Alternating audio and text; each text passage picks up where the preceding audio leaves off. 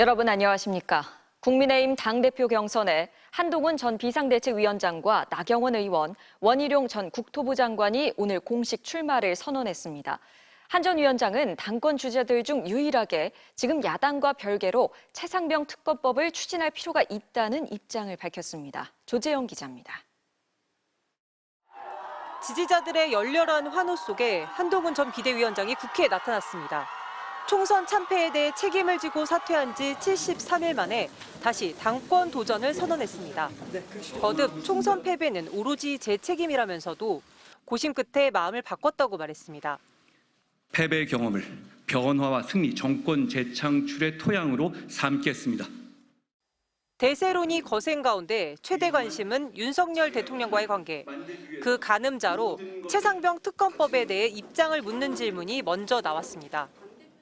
국민들께서 의구심을 가지고 계십니다.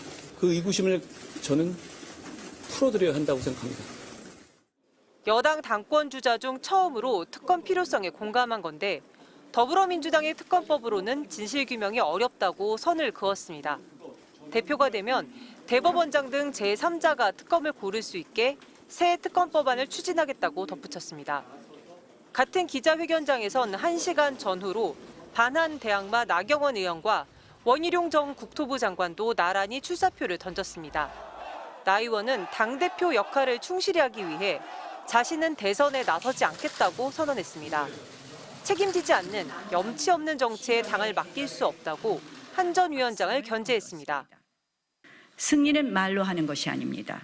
승리는 결과로 입증하는 것입니다. 이겨본 사람만이 이기는 길을 압니다.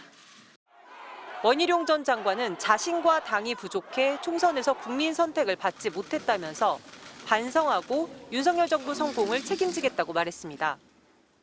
저는 대통령과 신뢰가 있습니다.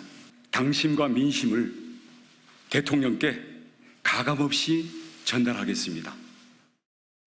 최상병 특검법에 대해 두 주자는 정권을 끌어내리기 위한 정쟁용 특검, 수사를 지켜보고 부족하면 논의해야 한다. 현재 당론과 같은 입장을 밝혔습니다.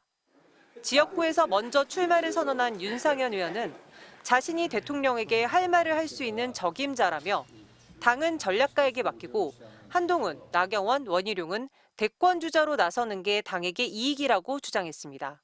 MBC 뉴스 조재영입니다. 다음 소식입니다. 여야가 22대 국회 원구성을 두고 벌인 막판 협상이 또 결렬됐습니다. 야당이 11개 상임위를 가져온 시점에서 국민의힘이 7개 상임위를 가져올지가 관건이었지만 국민의힘은 더 이상 만날 일이 없다며 내일 의원총회에서 최종 의견을 모으기로 했습니다. 김정우 기자가 취재했습니다. 우원식 국회의장이 원구성 협상의 마감 시한으로 제시한 휴일 오후 여야 원내대표가 다시 만났습니다. 30분도 안 돼 국민의힘 추경호 원내대표가 자리를 박차고 나왔습니다. 법사위 운영위를 1년씩 번갈아 맞자는 등 타협안을 거듭 제시했지만 더불어민주당은 한치도 양보하지 않고 있다는 겁니다. 우원식 국회의장도 협상을 재촉할 뿐 어떤 중재도 하지 않는다고 비판했습니다. 빈손 협상 더 이상 무의미하다고 생각합니다. 이제는 앞으로 만날 일도 없습니다. 나아가 법사위의 최상병 특검법 청문회를 두고도 강하게 문제를 제기했습니다. 법에 따라 거부할 수 있는 증인 선서를 강요하는가 하면 법에도 없는 증인 퇴장 조치가 반복됐다고 조목조목 지적하면서 국회의장의 주의와 경고를 요구했습니다. 원구성에 대한 이견을 좁히긴커녕 이미 구성된 상임위 활동까지 문제 삼으며 협상은 표면적으로 끝난 분위기입니다. 다만 여당 원내 지도부의 강경한 태도가 출구 전략 모색을 위한 거란 분석도 나옵니다. 국민의힘은 내일 의원총회에서 7개 상임위를 받아들일지 최종 결정할 계획인데 지도부가 할 만큼 했다는 명분을 쌓았다는 겁니다. 민주당은 국민의힘이 끝내 협상을 거부하면 25일 본회의를 열고 원구성을 마무리할 방침입니다. 의총에서 국민의힘이 나아갈 방향에 대한 결단, 그 결단에 대한 결과, 아마 그 부분이 남아있지 않나 이렇게 생각을 합니다. 22대 첫 6월 임시국회는 다음 달 4일 끝납니다. 국회의장은 국회법에 따라 한 주간 교섭단체 대표연설과 대정부 질문을 진행하겠다는 입장입니다. 일정상 오는 화요일 본회의에서 야당의 18대 0 독식일지, 의석수대로 11대 7 배분일지 최종 결론 날 전망입니다. MBC 뉴스 김정우입니다. 오늘 낮 서울 종로구 이화동 일대에서 정전이 발생해 무더위 속에서 주민과 상인들이 큰 불편을 겪었습니다. 밤사이엔 비 때문으로 추정되는 교통사고가 발생해 운전자가 숨졌습니다. 주말 사건 사고 이승지 기자가 전해드립니다. 일요일 오후 가게 안이 텅 비었습니다. 북적여야 할 주방은 어두컴컴합니다. 오늘 낮 1시쯤 서울 종로구 이화동 일대에 정전이 발생했습니다. 6시간 넘게 전기 공급이 끊긴 탓에 인근 상가와 주택 등 120여 호가 큰 불편을 겪었습니다. 불이부실이 안 들어오니까 전혀 음식을 할 수가 없는 거죠. 저녁 장사라도 해야 될 텐데 아쉬움이 많습니다. 신호등도 먹통이 돼 경찰이 직접 차량을 통제하기도 했습니다. 한국전력은 변압기 고장에 의한 정전으로 추정하고 있습니다. 오늘 오전 6시쯤 수도권 제1순환고속도로 하남방향 강일나들목 인근에서 승용차가 가드레일을 들이받아 운전자인 20대 남성이 숨졌습니다. 경찰은 1차로로 달리고 있던 차량이 빗길에 미끄러지면서 4차로에 설치된 가드레일과 충돌한 것으로 보고 있습니다. 어젯밤 10시쯤엔 경기 광주시 도청면 고속도로 도청나들목 인근을 달리던 승용차가 중앙분리대와 가드레일을 연달아 들이받은 뒤 불이 났습니다. 이 사고로 차에 타고 있던 튀르키예 국적 남성 3명 중 2명이 숨지고 1명이 크게 다쳤습니다. 국토교통부가 대만행 대한항공 비행기 회항과 관련해 사고 조사에 나서는 한편 전 항공사에 일제 점검을 지시했습니다.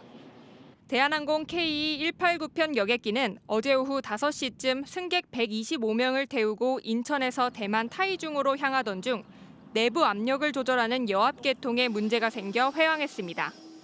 회항을 위해 고도를 낮추는 과정에서 승객 18명이 코피와 저혈압, 고막 통증 등을 호소해 이 가운데 15명이 병원 치료를 받았고 승객 80여 명은 오늘 오전 대체 항공편을 타고 대만으로 이동했습니다. MBC 뉴스 이승지입니다.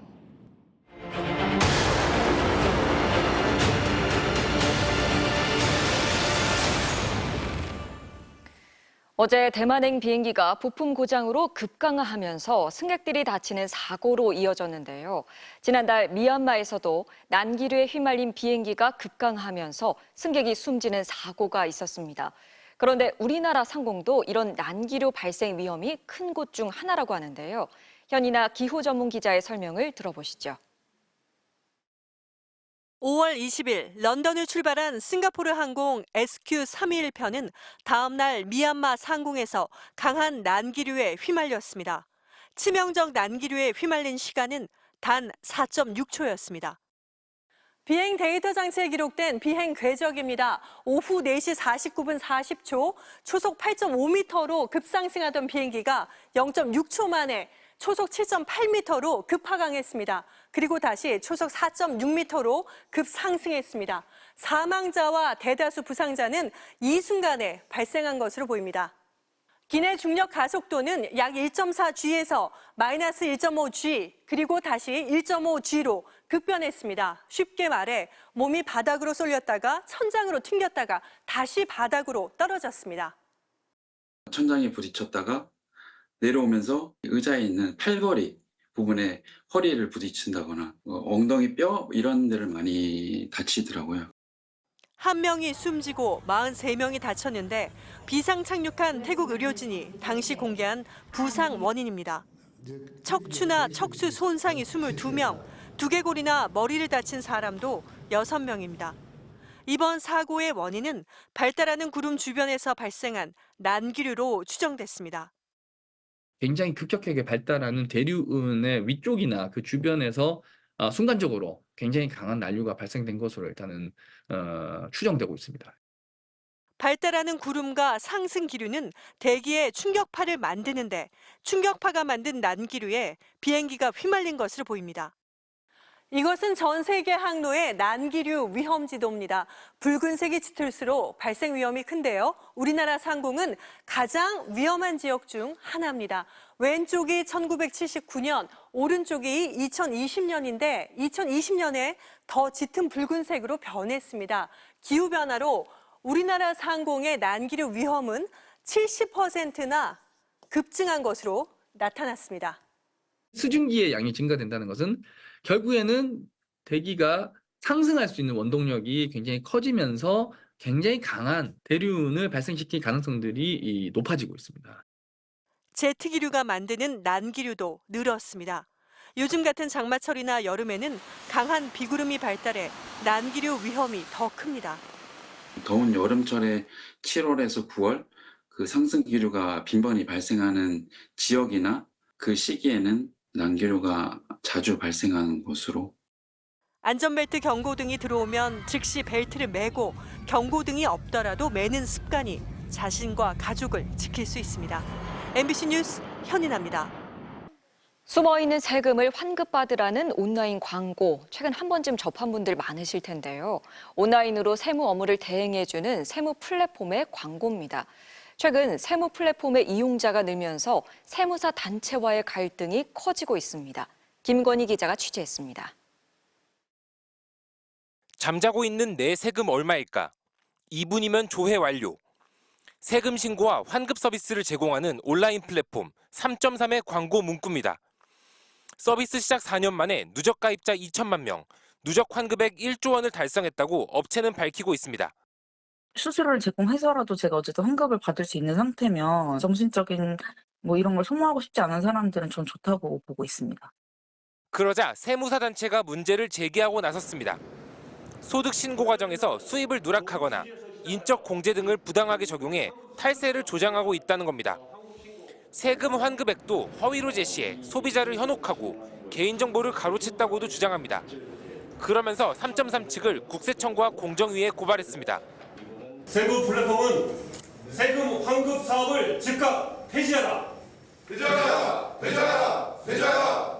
국세청은 탈세, 세금 신고, 경영 청구를 즉각 전수조사하라. 3.3 측도 맞대응에 나섰습니다. 세무당국의 가이드라인을 준수하고 있다며 탈세 조장 의혹을 반박했습니다. 또 평균 얼마의 환급금이 있다는 식으로 밝히는 만큼 허위 광고가 아니며 실제 환급액이 0원일 경우 수수료를 환불해준다고 설명했습니다. 법적 자격 논쟁도 불붙고 있습니다. 세무사회는 현행법상 세무대리는 세무사만 할 수 있는데도 3.3이 수수료를 받고 불법 세무대리를 해주고 있다고 주장합니다. 3.3 측은 그러나 세무대리가 아닌 간소화 프로그램을 사용하는 대가로 프로그램 이용료를 받고 있을 뿐이라고 맞서고 있습니다. 3.3 측은 코스닥 상장 심사 과정에서 세무사회가 상장을 방해했다며 수사를 의뢰하겠다고도 밝혔습니다. 과거 법률 서비스 플랫폼인 로톡과 변호사 업계 간 갈등이 재현되는 것 아니냐는 우려가 나오는 가운데 국세청은 뚜렷한 입장을 내놓지 않고 있습니다. MBC 뉴스 김건희입니다.